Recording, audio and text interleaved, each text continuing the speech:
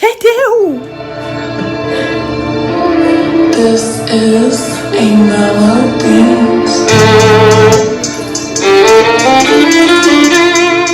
J'espère que vous allez bien, moi ça va. Aujourd'hui on se retrouve pour une petite vidéo, une petite story time pour vous occuper un peu durant cette période de confinement. J'espère qu'elle va vous plaire. Donc on se dit à toutes et...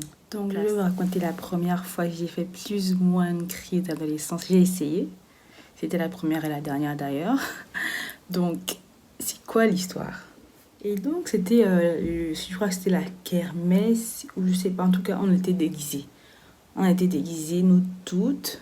Et il y avait des groupes qui devaient chanter et tout et tout. En tout cas, vous connaissez un peu la gamme de ce qui se passe durant les fins d'année. Il y a des groupes qui viennent d'autres écoles. Il y a des danseuses, des chanteurs, des rappeurs. En tout cas, il y a un peu tout le monde pour faire un peu de la fête. Donc, le matin du jour en question, moi, j'ai quelques points importants à retenir. Donc, j'étais en classe de seconde, cette période. Et c'est en seconde que j'ai eu mon premier vrai copain, donc ma première vraie rupture. Et donc, et mon copain était déjà avec, mon ex était avec quelqu'un, c'est cette période. Donc, quand il m'a quitté, il s'est directement mis en couple avec une autre fille et tout, big love, patata, bref. Donc, c'est comme ça que le matin en question, je décide de manger. Et la kermesse commençait à 15h, en tout cas c'était en après-midi, ça commençait en après-midi. Donc j'ai décidé de manger, et donc je m'assois, je prends mon téléphone. Et donc je suis en train de tourner ma tasse de lait et tout, et en même temps j'étais sur Facebook. Donc je vais sur Facebook, genre je vois un post de mon ex et tout, avec genre sa, comment on appelle, avec sa nouvelle copine, un long texte d'amour, oh, la seule femme que j'ai aimée, oh pati patata, la seule femme, en tout cas les grands textes là, que c'était l'unique, la one, bref, plein les mots là. Et à l'époque, parce que ça faisait quoi, peut-être 3 mois on avait rompu les trucs, donc j'avais encore mal de 1 et de 2, je l'aimais encore. Donc c'est comme ça que quand je vois le post là, mon cœur commence à... Je dis que hey. Donc moi j'étais la chaussette sale, donc j'étais quoi, le sachet, donc je n'étais rien. Donc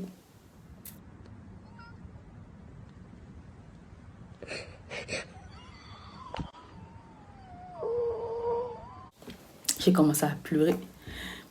Vous connaissez les filles, genre la douleur là, en fait c'était comme si on m'avait pincé le cœur, j'ai eu mal. Donc j'ai dit que là, je ne mange plus. Genre, chagrin d'amour, j'ai eu chagrin d'amour. J'ai dit que je ne mange plus. Là, je vais faire la fête quand je vais à la kermesse, là, je vais fêter. En tout cas, je m'en fous. Je vais vivre En tout cas, je vais vivre ma vie. Patata, c'est magenta. Donc, je dis à mes copines que là, les filles, on va s'amuser aujourd'hui. Donc, et j'allais avec une autre amie qui restait pas loin de chez moi. Donc, c'est comme ça qu'on est parti à la kermesse.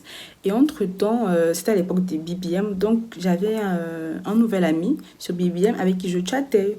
On s'écrivait, en tout cas, on faisait un peu connaissance et tout, machin. On se parlait et il était dans l'un des groupes des personnes qui devaient venir chanter. Donc, on s'est dit, bon, donc on se voit et tout, machin.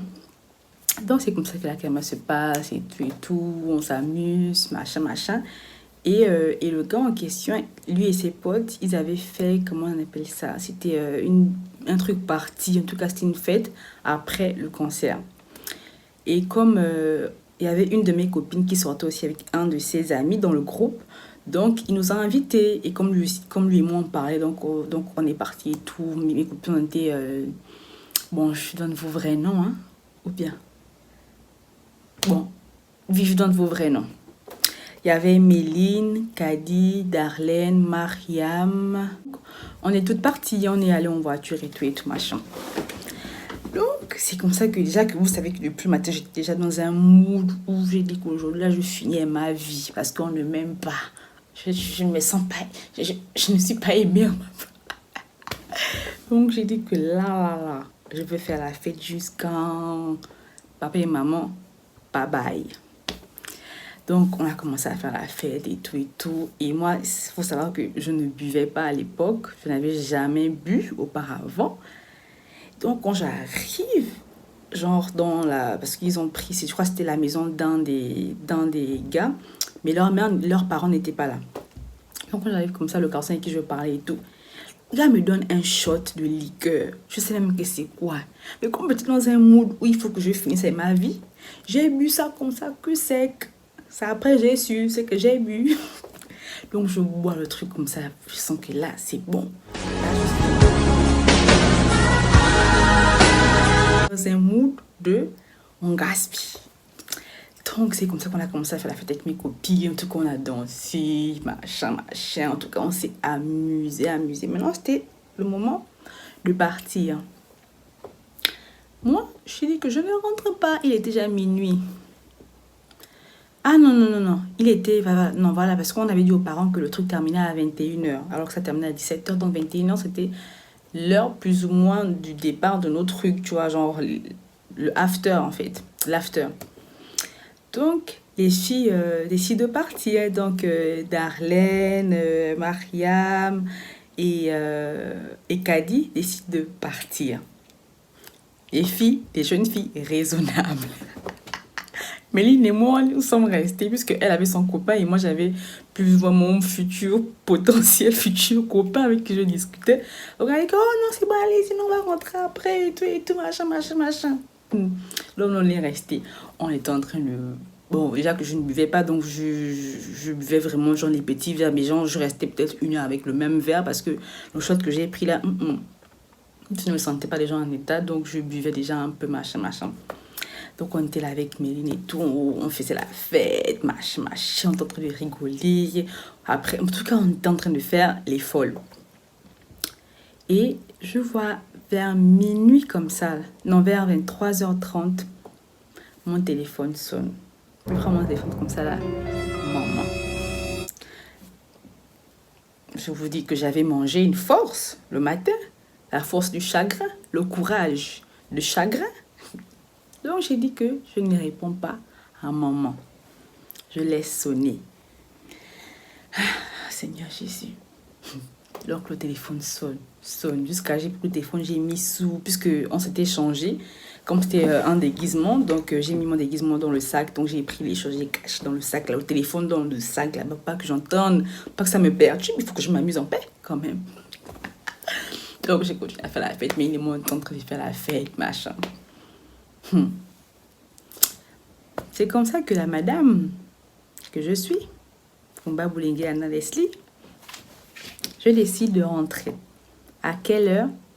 2h du matin, sachant que je ne suis jamais rentrée après 20h chez moi. Et Seigneur Jésus, je prends mon téléphone, je vois combien d'appels? 33 appels en absence. Maman, papa, grande sœur, tantine, il y a tout le monde m'a appelé ce jour-là. Mais là, j'étais encore dans un mood, je faisais la fête. Quand j'ai vu ça, j'ai dit que j'ai regardé. Et puis, j'ai dit, je m'en fous, en tout cas, je vais rentrer. Et puis, j'avais mangé le courage, non? Oh là là, Seigneur. J'ai dit que non, c'est pas grave, machin. Il n'est que 2h du matin et puis je ne m'amuse jamais. Machin, c'est la fin de l'année. Je m'amuse aussi un peu comme les autres enfants. Quand j'arrive, Seigneur Jésus, 2h du matin. Madame, je ne sais même pas à quoi je pense. On aurait pu me kidnapper, on aurait pu me braquer, on aurait pu me tuer, on aurait pu me violer, on aurait pu me faire 1001 choses. Pour vous dire que je ne sais même plus qui m'a déposé chez moi. J'étais bourrée. J'ai fait la fête. Le jour-là, j'ai bu comme jamais. Au point où je ne sais pas. Il paraît que c'était... on a dans notre quartier, on a un ami entre griffes. En même temps, c'est un gars du quartier. Apparemment, quand il m'a vu descendre du taxi, il a vu que la petite n'était pas en état. Donc, c'est lui qui m'a escorté jusqu'à devant mon portail. Au moment de rentrer chez moi. Quand j'arrive devant le portail, je vois qui? Je vois toute ma famille. Ils sont devant le portail. Toute ma famille jusqu'au dernier. Et à l'époque, j'avais mon petit frère, il avait 3 ans comme ça. 3 ou 4 ans. Toute la famille était 2 heures. Personne ne dormait. Tout le monde m'attendait. Quand je les ai vus, je vous jure que tout ce que j'ai bu là, tout a disparu. En une seconde, tout a disparu. J'étais lucide, comme never. Le cœur commençait à battre un peu là, mais j'étais encore en mode... J'étais encore dans les vapes là. Je réalisais, mais pas vraiment. Donc, on arrive à la terrasse comme ça, mes petits frères me font... Maman, t'es cherche, tu as chaud. Mes petits frères, tu as chaud, tu as chaud. L'autre là-bas, oh non, ça va, tu n'as rien. Oh, on pensait qu'on t'avait kidnappé. Ma grande soeur, oh, j'ai appelé toutes tes amies, j'ai appelé Kali, tout le monde. Et ma soeur qui était inquiète, elle appelait toutes parce que ma soeur, elle et moi on est proches, donc elle connaissait mes copines et puisque souvent quand j'ai pas de crédit, je prenais sur son téléphone pour texter. Donc elle avait plus ou moins leur numéro, donc elle appelait tout le monde, Darlene, Kadi, elle appelait mes cousines, elle appelait tout le monde. Donc là, la famille, là, le matin, ils pensaient peut-être que, je sais pas, on m'avait peut-être kidnappé. Donc c'est comme ça que je dis que je vais dormir. Je ne sais pas ce qui m'a pris. Puisque j'ai pas vu les parents au salon, en fait, j'ai juste vu mes frères et sœurs. Je me suis dit, bon, peut-être que les parents dorment parce qu'il était 2h du matin. Je me suis dit, bon, peut-être qu'ils dorment déjà et tout et tout. Donc, je vais directement tracer dans la chambre. Donc, je vais dans la chambre et tout, je me change, je me mets sous la couette, j'allume le split, je veux dormir. Ma mère m'a entendu rentrer. Et en plus, je viens dormir. Ça, je vais rire aujourd'hui, mais non. Ma mère est rentrée là-bas, elle est énervée. Hein? En plus, elle rentre à 2h, elle rentre dormir. Mais pas dire que je suis rentrée. Viens ici, là. Elle m'a amenée dans la chambre des parents. Elle a sorti la ceinture, elle a commencé à me frapper en désordre. Et comme j'étais bourrée, je vous jure que je ne ressentais rien. Rien de chez rien. Hein? Ça, c'est quelle vie que tu veux mêler comme ça? Hein? Tu étais où? Hein? À 2h, je t'ai appelé, j'étais inquiète. En même temps, elle me frappait. Hein? Vous me connaissez les maternelles du pays. Chaque mot, un coup. Hein? Donc, comme ça, là, Mais Dieu merci, j'avais bu, donc je ne ressentais rien du tout. Donc, c'est comme ça qu'elle finit de me frapper. Elle appelle mon père. Hein? Tu n'as dit rien? Tu ne la frappes pas? Hein? Mon père dit, mon père lui il est plus calme. Ma mère, elle c'est...